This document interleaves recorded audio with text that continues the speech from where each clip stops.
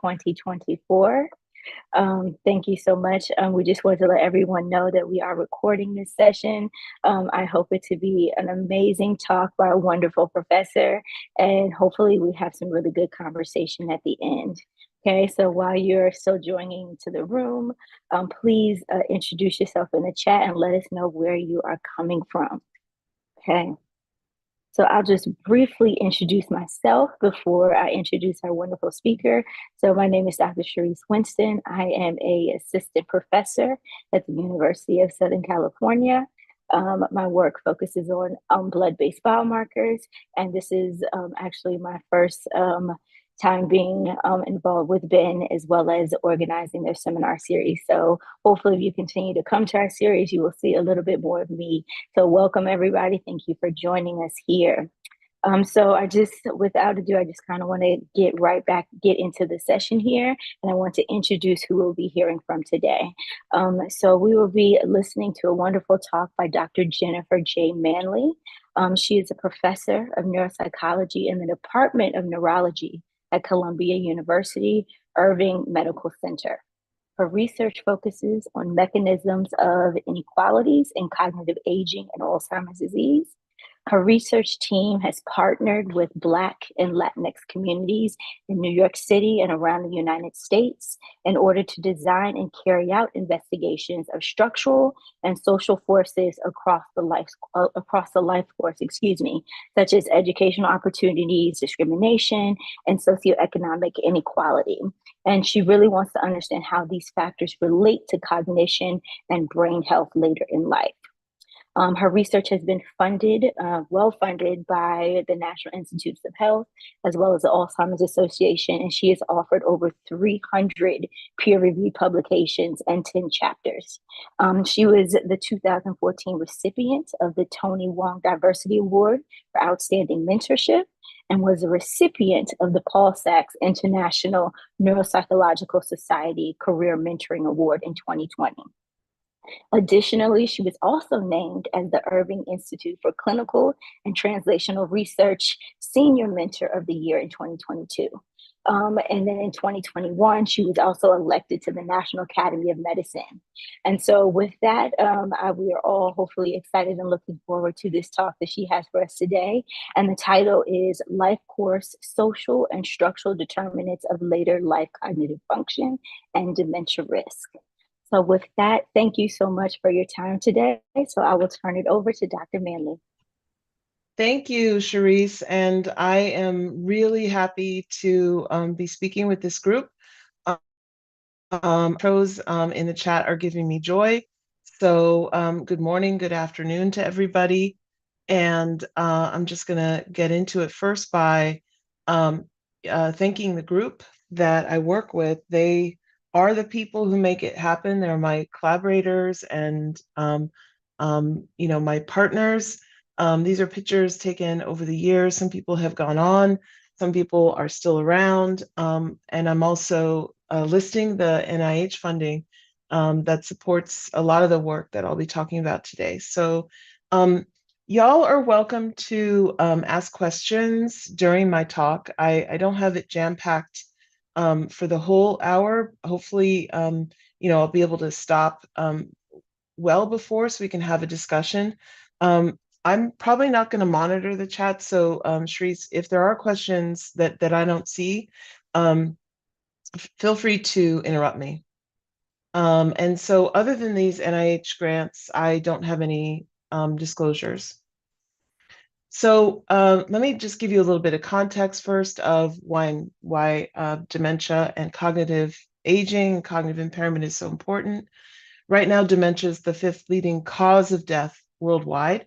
And by 2028, the cost of dementia care will be over $2 trillion, $2 trillion US dollars worldwide. And so what are the best data that we have about whether there are racial and ethnic inequalities in dementia and Alzheimer's disease? Well, I always show this study because I think it's still really one of the best. It's from the Kaiser Permanente Northern California study, which is a large integrated healthcare delivery system in Northern California. The first author of this paper is Elizabeth Rose Maeda.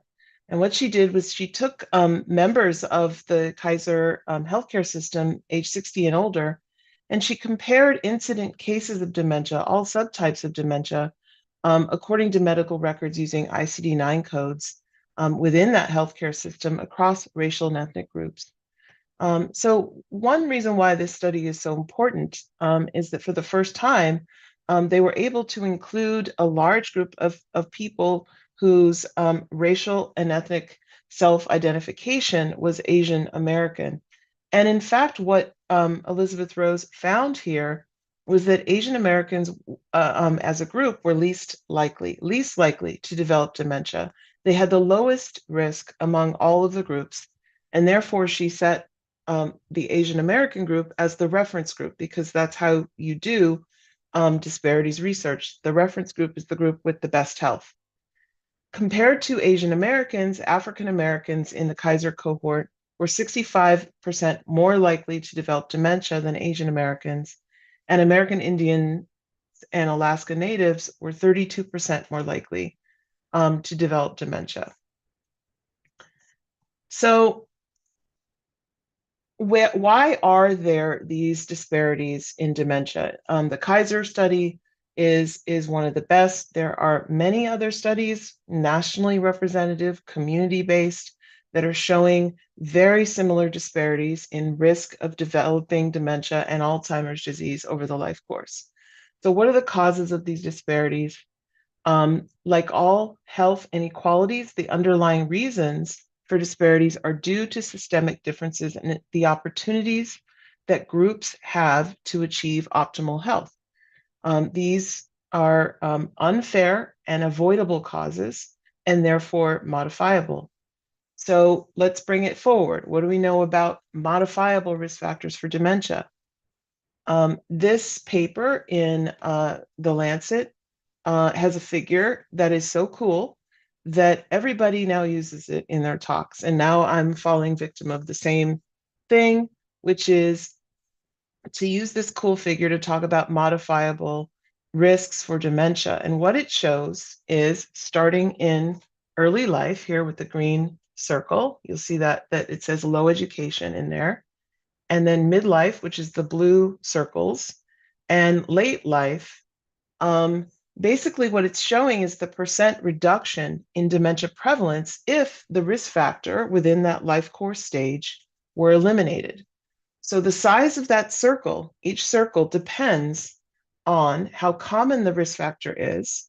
You know, like hypertension is very common in older adults, but also the strength of its impact on dementia risk.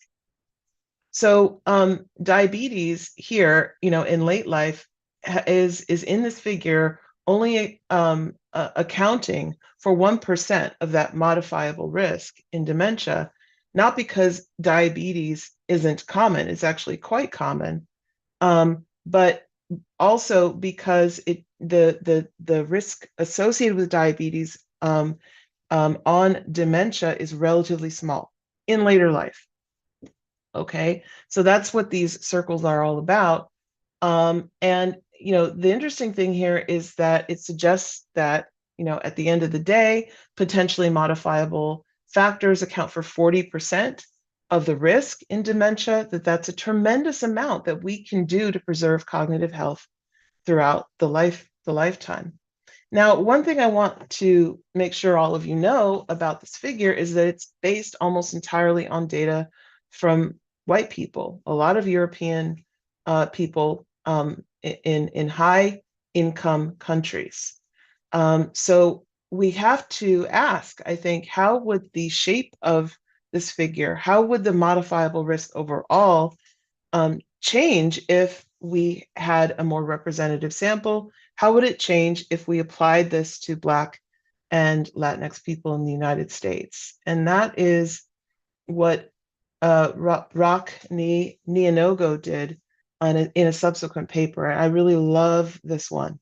So he went and calculated these population attributable fractions by race and sex to extend this Livingston model.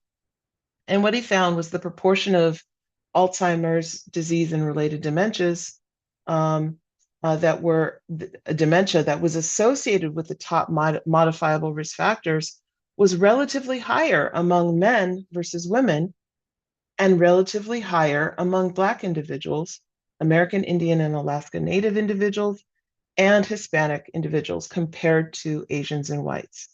So this study really highlights the importance of nationally representative data or oversampling minoritized populations who are more likely to have a higher burden of cognitive impairment and dementia in order to allow for group comparisons and to inform optional prevention efforts.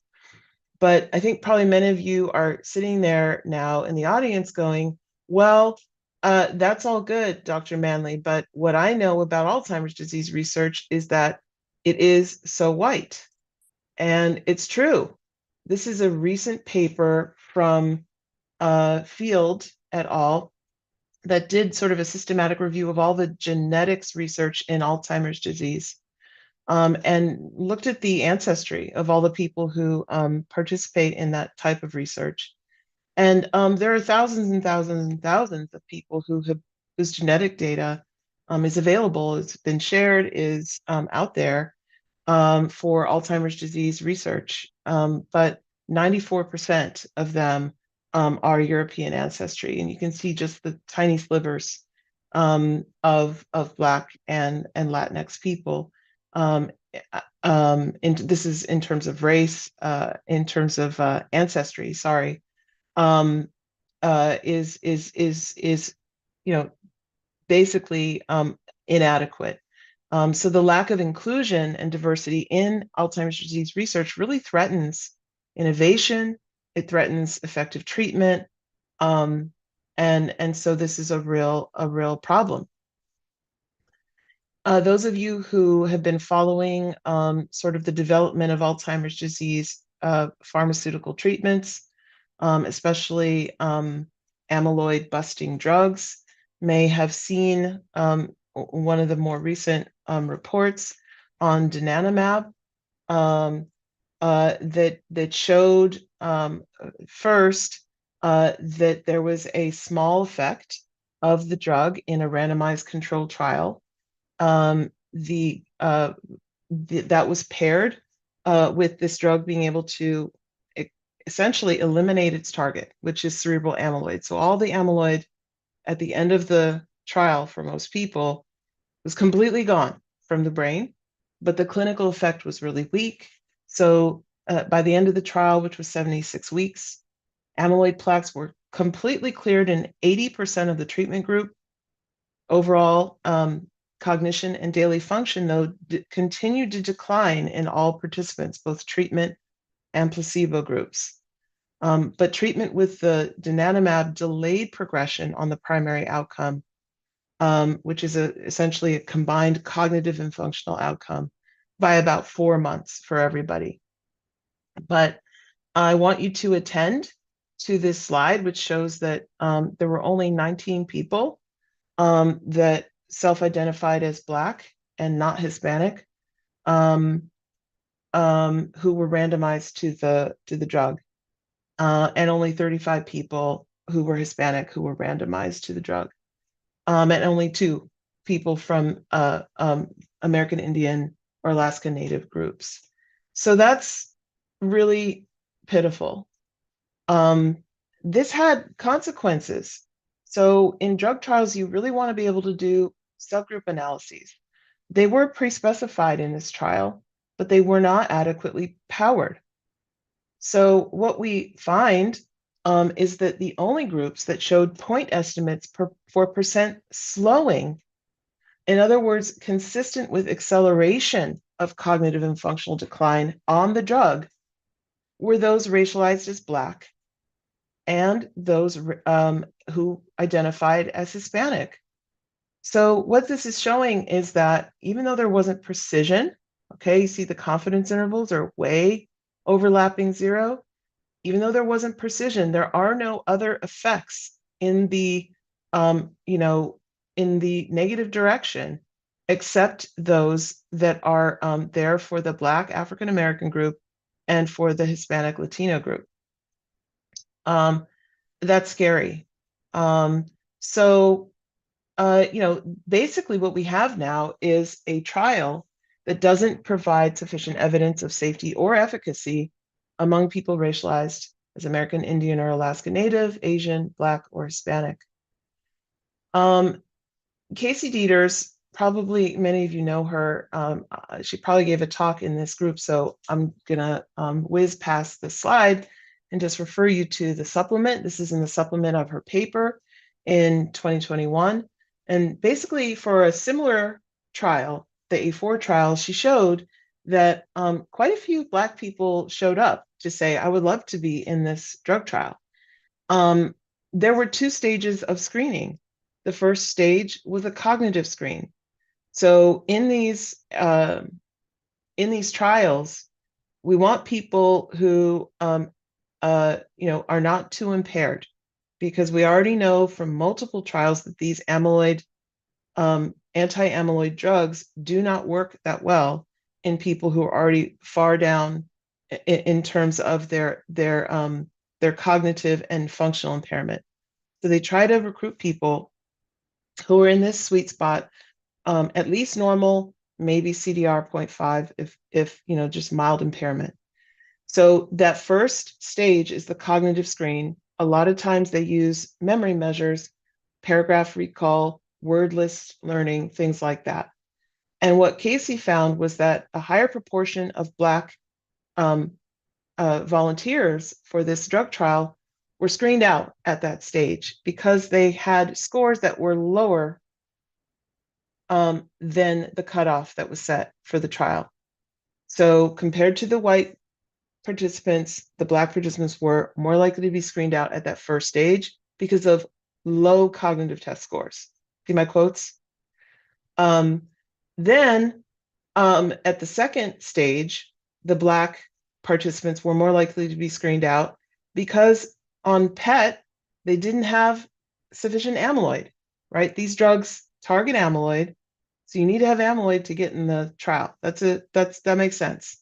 But the Black participants who made it through the first screen were less likely to have sufficient amyloid in their brain. So they were screened out again. And so what she's showing in this flow chart is just how disproportionate um, screening affected the participation of Black participants in the A4 trial. They actually, went further on this in this paper that was just published in by Joshua Grill and his colleagues. Essentially found that the same thing that Casey did, that Black and Hispanic participants were less likely to make it through the screen. In particular, this one was plasma A beta, and they didn't make it through the screen as often as the non-Hispanic white participants for these drug trials. So they concluded in this study, I'm going to quote from it. This is what they say.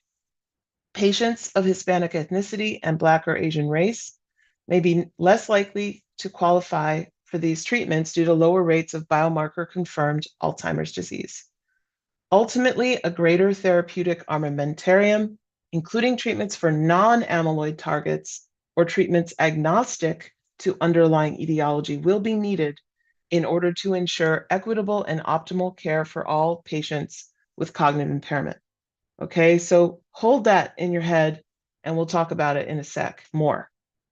First, I just want to talk about how we got to this place where we have such, disparate participation in Alzheimer's disease research and these confusing findings about, biomarkers. So the sort of core neurobiological causes of dementia across racial and ethnic groups.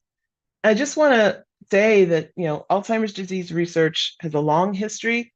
In 1984, the NIA, kind of kicked it off in a way by acknowledging the need to establish Alzheimer's disease research centers at numerous academic institutions around the United States. And the idea was that these centers would be local hubs of expertise. They would support projects, they would inspire and recruit new researchers to do Alzheimer's disease research, and they would be interdisciplinary.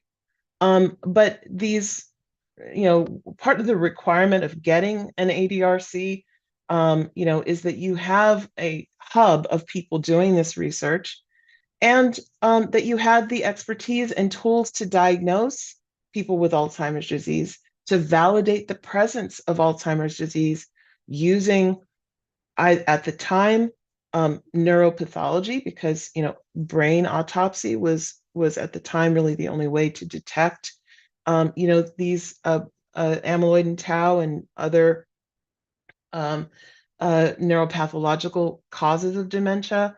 And then ultimately to be able to do MRIs and PET scans and so on. So I'll show you in a second where these ADRCs were and essentially still are located, but I'm just going to make the point that even though like the criteria for Alzheimer's disease never mentions race, this is sort of the old criteria or the new criteria, whatever you're using, race is not mentioned, but the criteria for Alzheimer's disease, the research criteria for Alzheimer's disease are racialized. And that's because they were sort of developed in these settings. So we decided, together what Alzheimer's disease would be, but because all of the people who were, setting those criteria for the most part, the participants in those, elite Alzheimer's disease centers, it requires access to healthcare. It requires, transportation. It requires trust, which, many of these institutions had problems with trust in minoritized communities. So basically, when they defined Alzheimer's disease, they baked in that narrow, non-representative phenotype. So that now when we desire clean cases of Alzheimer's disease, we're baking in all of these things, like they don't have a stroke, they don't have a history of uncontrolled hypertension or diabetes, they perform a certain way on cognitive tests that are culturally, linguistically biased, they don't have any psychiatric diagnoses, they have an informant that will come to the visit with them and be able to track how they were before the onset of the memory problem.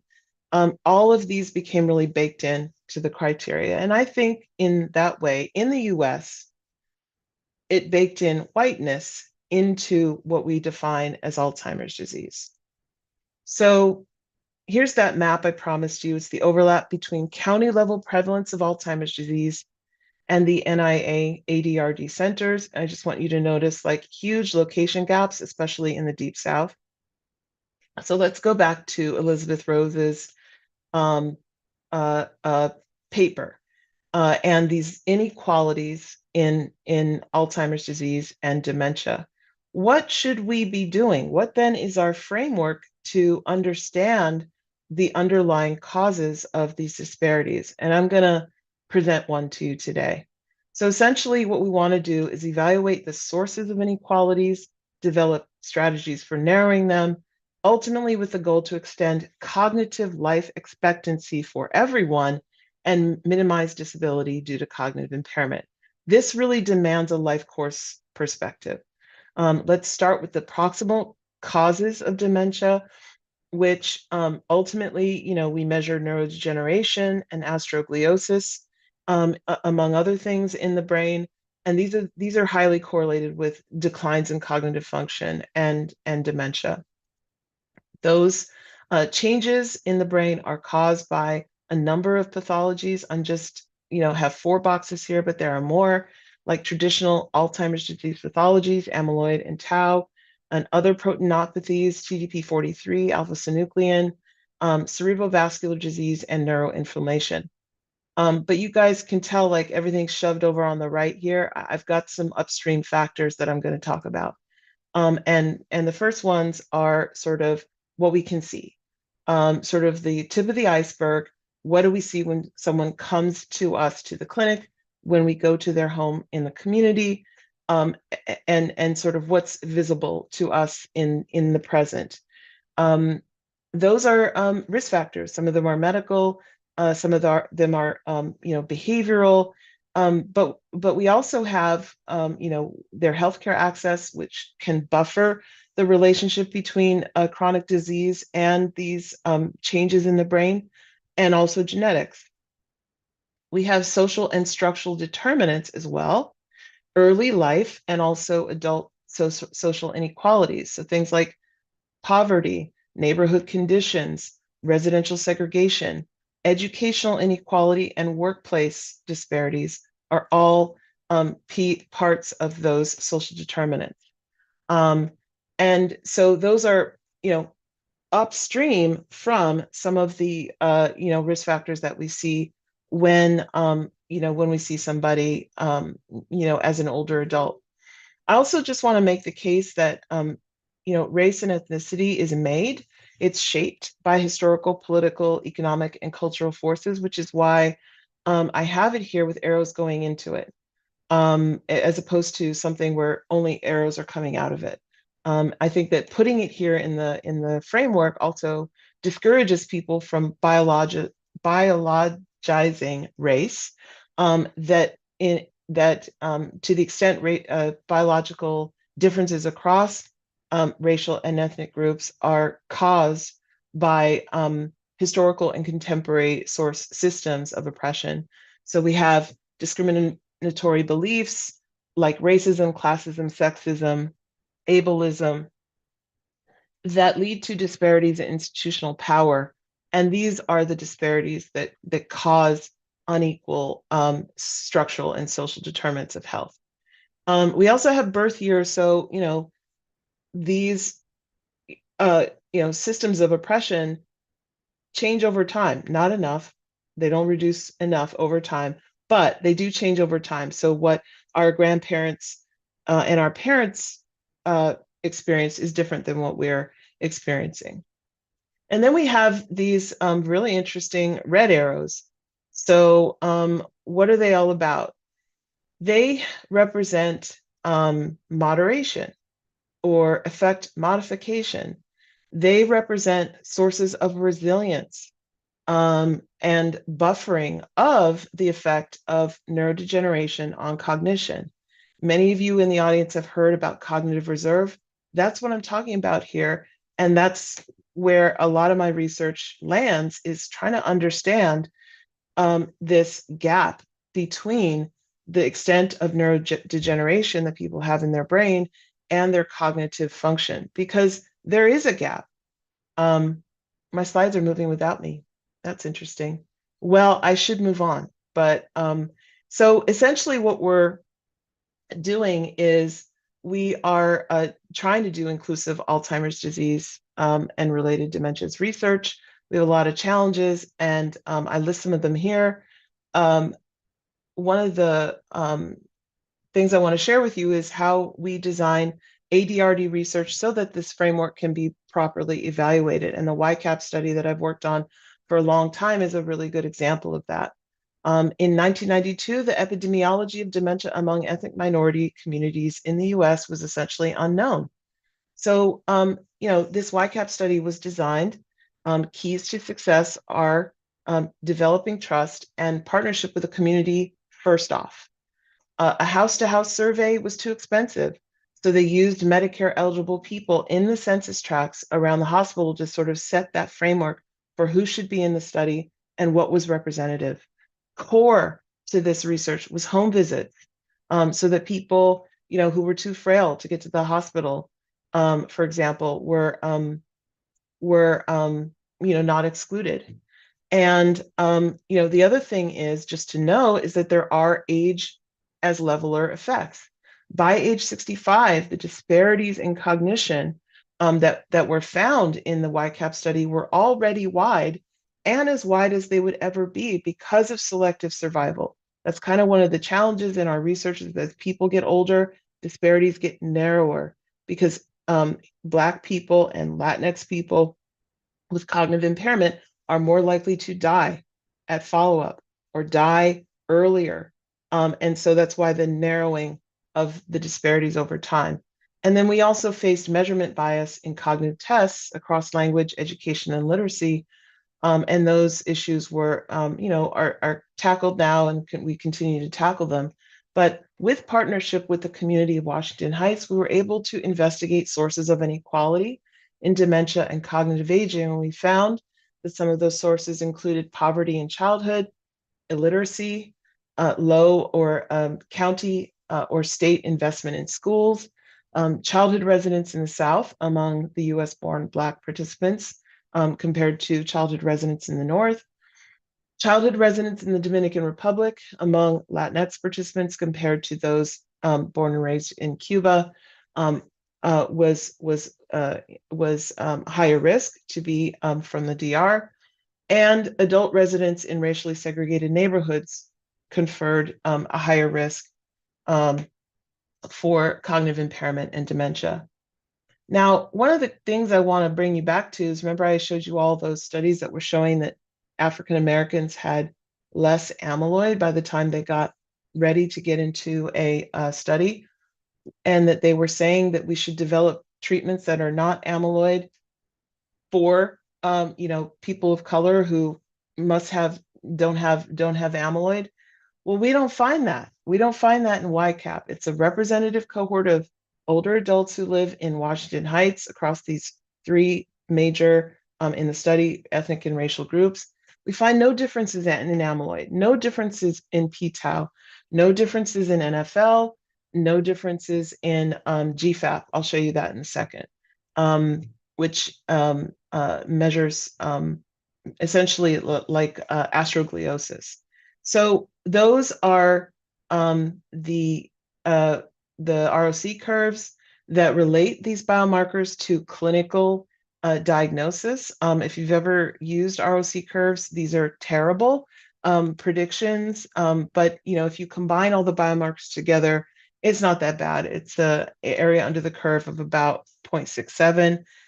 But it is important, especially if you're interested in cognitive reserve like me, to have some kind of population accessible measure of neuropathological burden. And these plasma biomarker measures do it great. We went on to recruit the adult offspring of these older adults in YCAP. So the mean age of the people in the prior slide that I was showing you is about 76.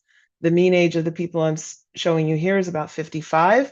Across racial and ethnic groups, there were no differences in these biomarkers. Okay, so the clinical cohorts, the ones that are screening people out at various stages, are showing that African Americans have less amyloid. We don't find that in the community. It's not there. There are also, so as I said, there are no overall differences in levels of biomarkers across group. This is showing the relationship between neurofilament light and delayed memory in the YCAP study. But there is some evidence that the ability of biomarkers, both fluid and neuroimaging, to predict cognitive outcomes does differ across groups. So overall, you can see the higher levels of plasma, neurofilament light, this blood-based marker of neurodegeneration, the lower the performance on measures of delayed memory.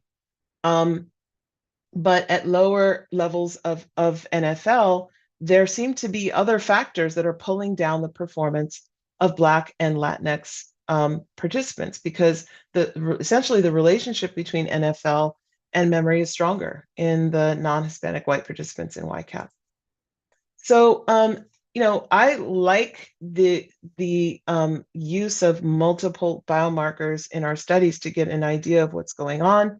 I'm particularly interested, and so are some of the postdocs on my team, in accelerated aging, in biological aging.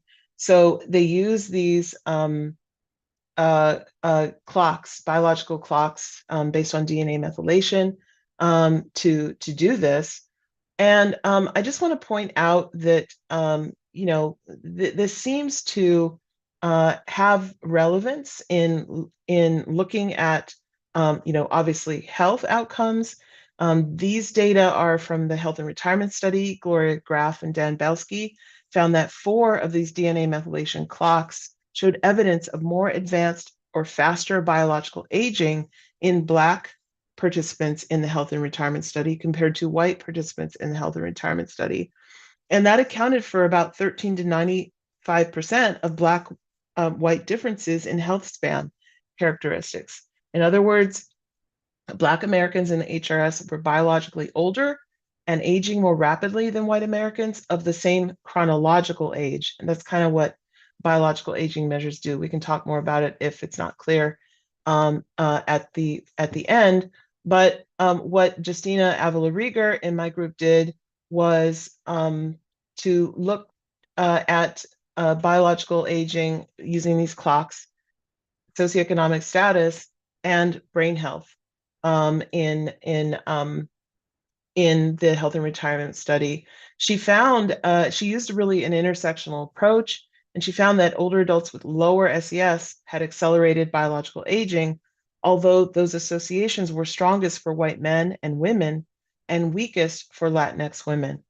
Let me show you some more sort of interesting things along those same lines. We've been through Adam Brickman's lab quantifying white matter hyperintensities in the YCAP, that's the older cohort in Washington Heights, and offspring, which is their adult children, who are about 20, 25 years younger on average when they are scanned.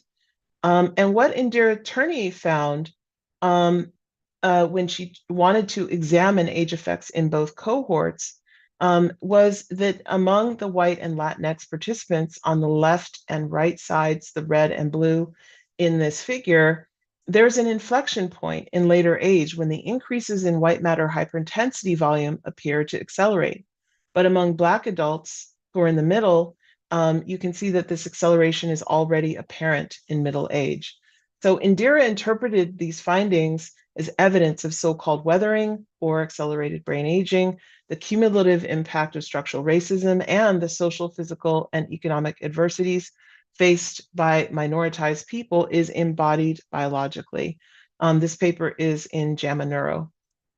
And she also looked at cortical thickness and found essentially the same result, which is this accelerated aging, brain aging is present in younger Black people, whereas it is not present in white and Latinx groups.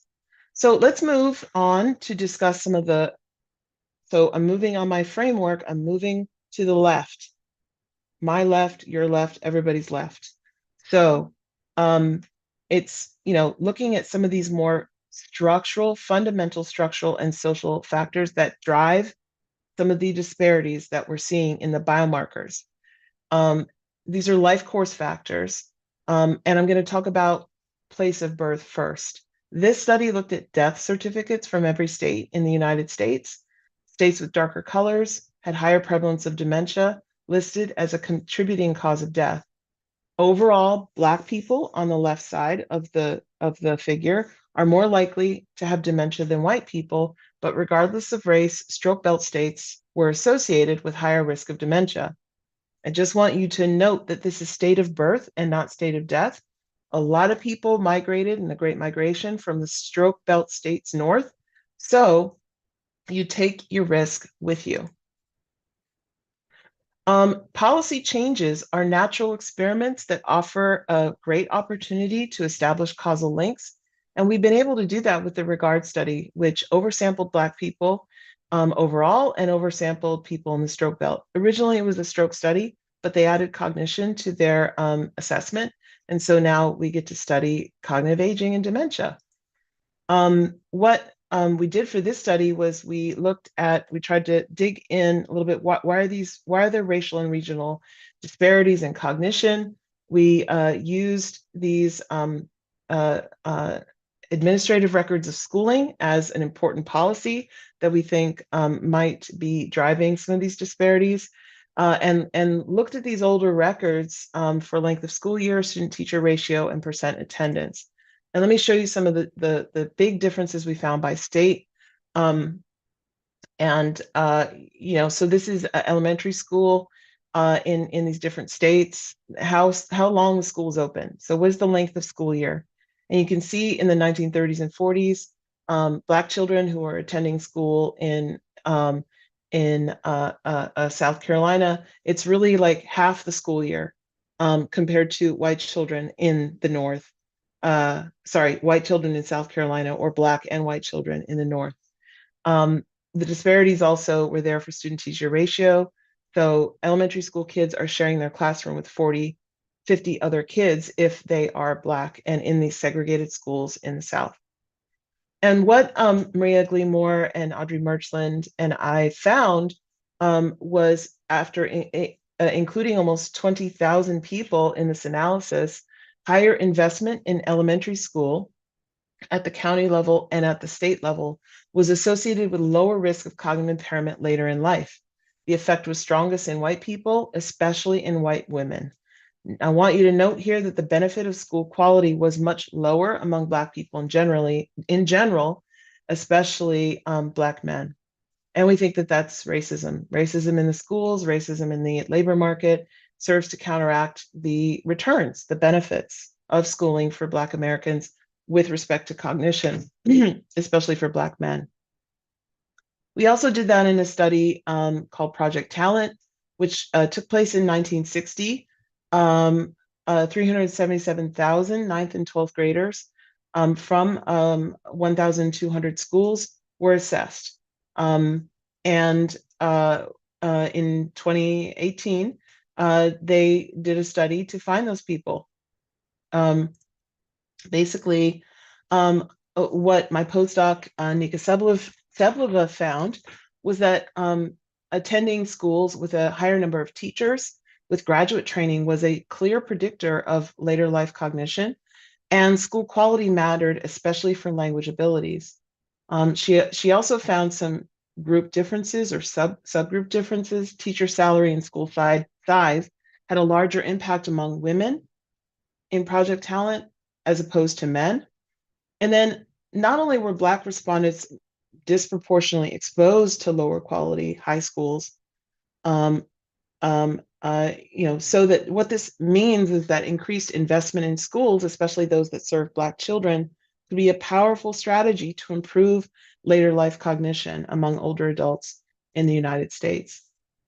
We've also been looking at multiple levels of racism in the lives of our offspring participants. I'm taking you from Project Talent, now whipping you back over to New York City.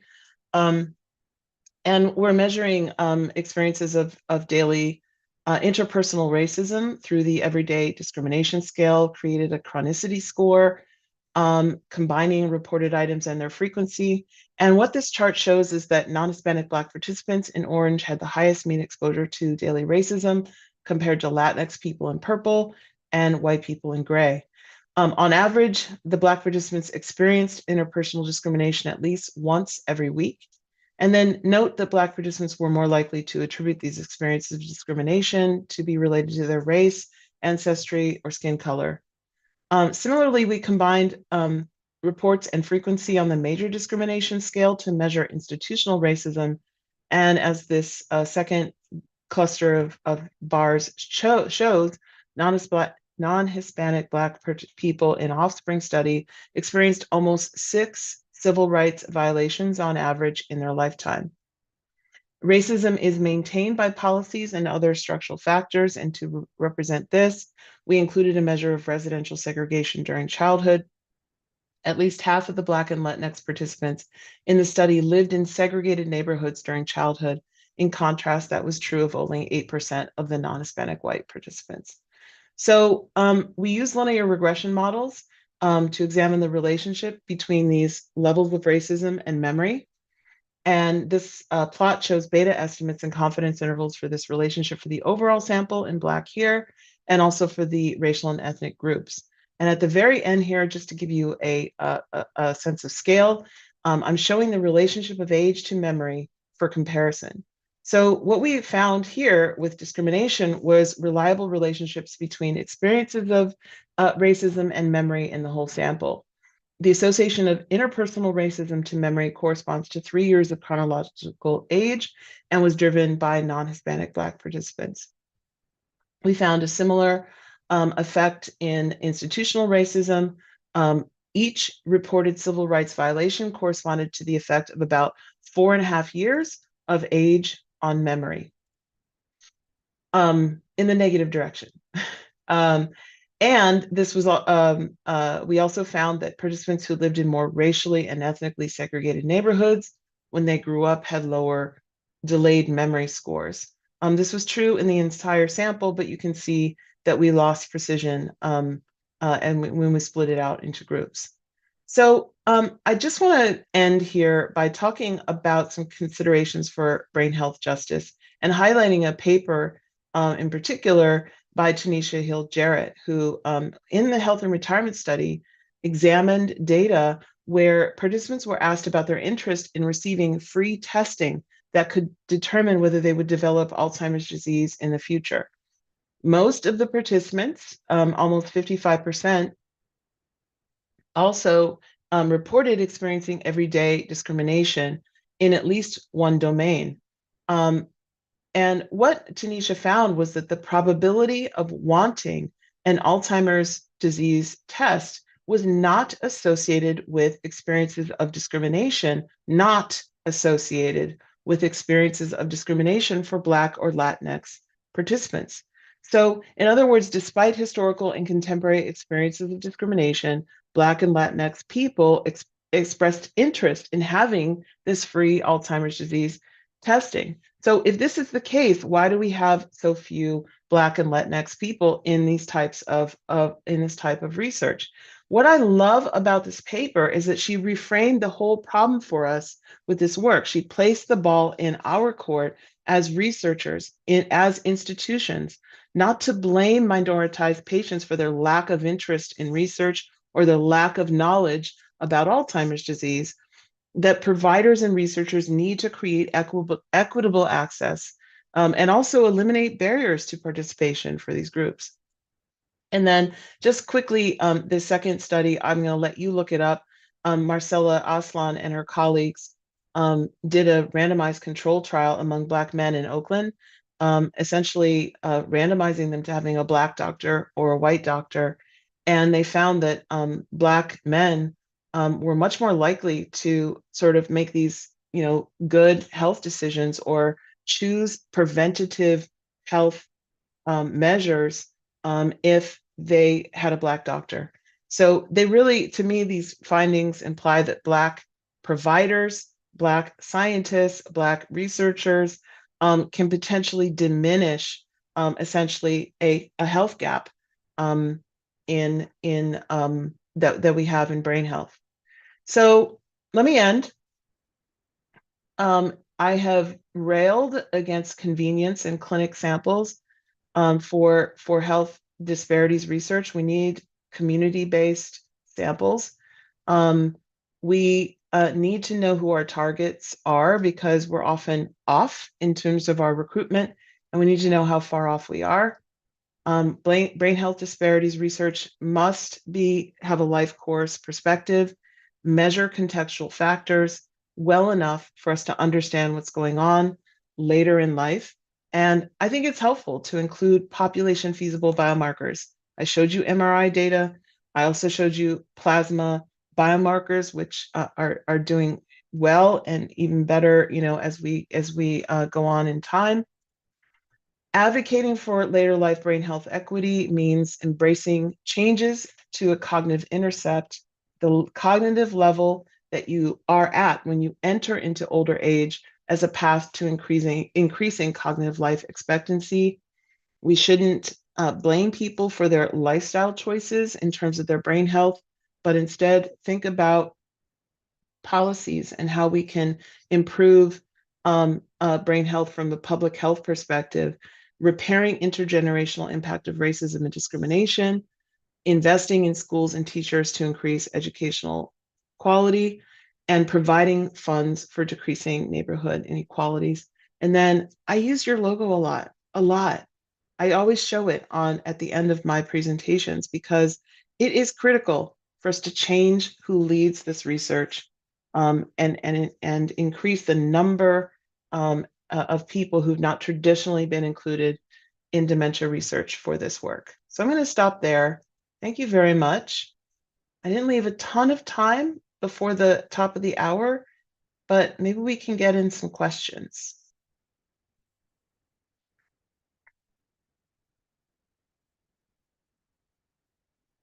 And I haven't seen the chat. Thank you so, so much. That was wonderful. There was actually one question about having access to your slides. I know this section Oh, is being recorded. So I know we had one question about that, but did anybody have any other questions about her research? I know we got a lot of praise in the talk for sure. And while I'm searching through the chat, I always have like this, you know, pie in the sky question. I'm just curious to hear your thoughts on. So of course, the narrative, race is a social construct, right?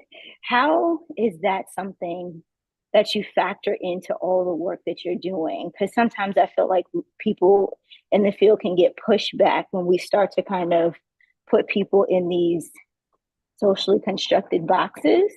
Do you think the work is still relevant? I'm just curious to hear your thoughts on that. well, that is why I really feel it's incredibly important to share and talk about and situate your work in the conceptual um, framework that talks about the how, where does race and ethnicity sit on that historical timeline. Um, you know, I think if we say, race ethnicity is a social construct, we should say how that is. If we say that we're looking for differences in how these treatments or how these relationships occur across groups, we should make sure to always put in context that any biological differences or any of these differences in associations across group are driven by racism and structural and social disparities that are not just in the lifetime of the person, but also prior to us being Mm-hmm. on this earth, right? Right. Absolutely. So yeah, yeah, that's what I would say is it's kind of a long answer.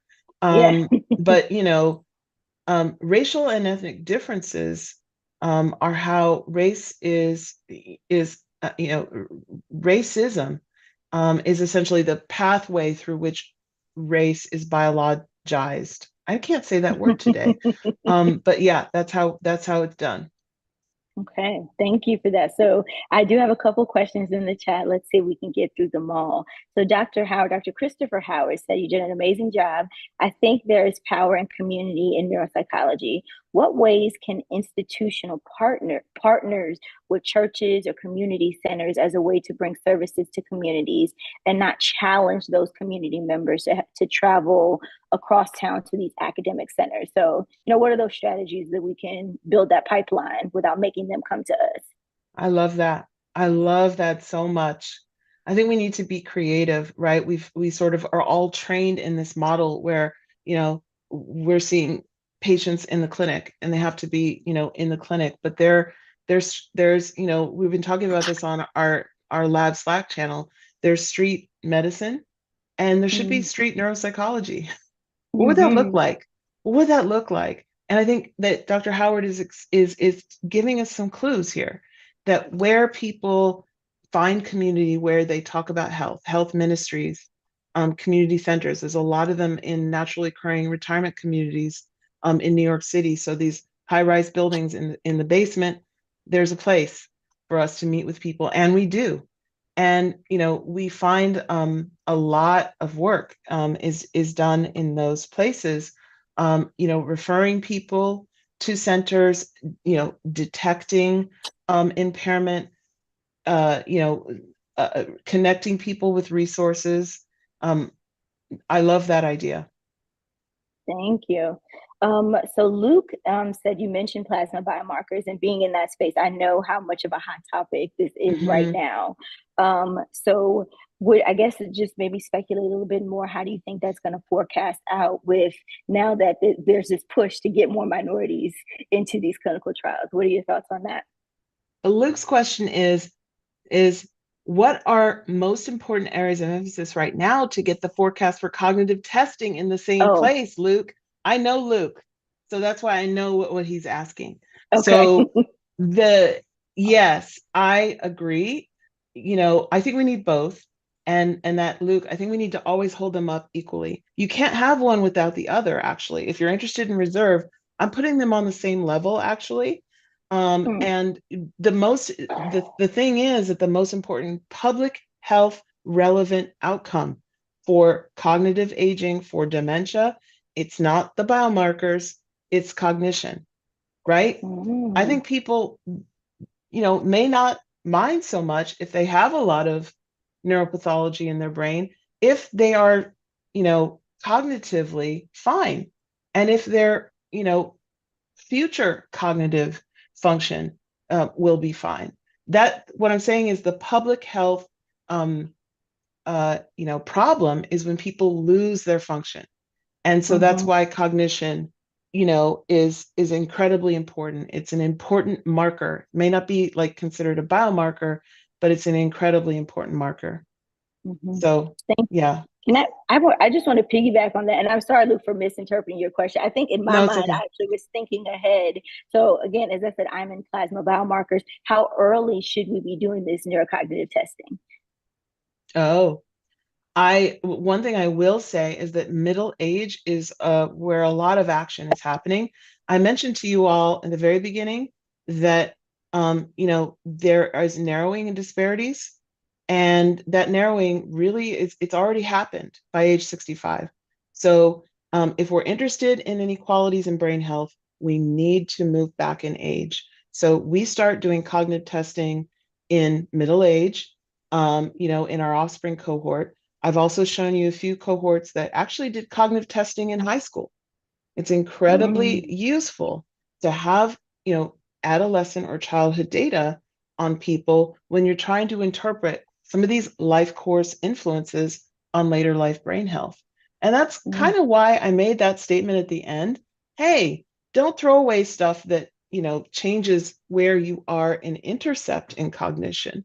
That is incredibly useful because a lot, the changes in decline over time are not that massive, but the changes in how much, how good your memory is once you start entering older age, that's where the action really is. mhm. Okay, so I'm looking at time. I want to get to Juan's question, one last question. Yeah, let's do it. So, regarding the lower perceived cognitive baseline for Blacks in the amyloid therapies, how much do you think cultural coordinates playing in making the Black participants seem more disabled and thus be excluded? Exactly. That's right. That's right. So we have tests that are biased by culture, by language, and they did not in those trials make any adjustment for that cultural concordance. They did Mm-hmm, not factor in differences in educational quality across race and ethnicity. So the mm-hmm, cutoff, the single cutoff, or the criteria that were used in terms of cognition are really substantively different, selecting a substantively different group of people across race and ethnicity. And I think because we don't find any biomarker differences in the community, that created this disparity that they found then down the road. mm-hmm. Right. Well, thank you so much. We are at time. Um, Thank you to Dr. Manley for offering her time and your world knowledge about everything, the work that you're doing. For those who are on, the session will be recorded, so you'll have access to this. And we look forward to seeing you at the next seminar series. Thank you so much, everyone, for joining us. Bye bye. Bye. Enjoy your Thank day. you. Thank you.